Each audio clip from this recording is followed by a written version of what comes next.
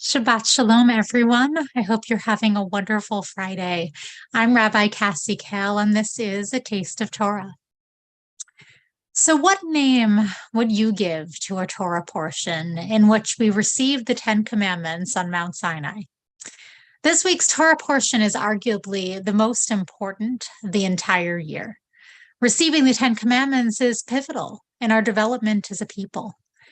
Through the communal experience of revelation and the commandments themselves, we become a unified nation joined by shared values, rules, and commitments to one another.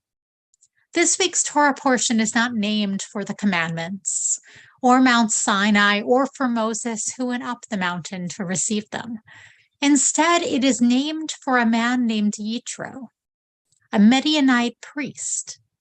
It seems like a strange choice for a Torah portion of such import, but perhaps that's the point. Just 400 years ago, a pharaoh rose to power who had known nothing about the Israelites other than the fact that they were different from the Egyptians.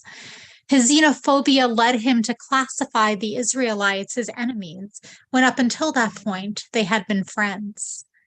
Shortly after escaping from bondage, the Israelites were attacked from behind by the Amalekites, who wished them harm in last week's Torah portion. And after so much suffering at the hands of others, it would have been easy for the Israelites to turn inward, to assume that everyone outside of their own tribe was an enemy. But that isn't what happens. A man named Yitro shows up in their community praising God for freeing them from slavery. Yitro is not a Jew, but he shows what it is to be a friend of the Jews. Yitro, Moses' father-in-law, is pleased to bring Moses' wife and children to him. From his many years as a leader of his own people, Yitro is happy to share with Moses the knowledge that he has learned about delegation and about creating a just society. Yitro was a man who had many responsibilities within his own community, and yet he took the time to celebrate Israelites' freedom and to develop a deeper relationship with this neighboring people. The very Torah portion that includes the Ten Commandments also includes this reminder of the importance of looking outward and forming partnerships with people outside of the tribe. This past week, I was asked to teach a high school sociology class about Judaism. After discussing some of Judaism's basic tenets, I offered some answers to their questions. One student asked, well, why is it important to learn about others' religions and cultures? Why did you come here today? I replied that everyone in this room has a story, a culture, and a background that is deserving of respect. That every single one of us has knowledge and insights from which all of us can learn.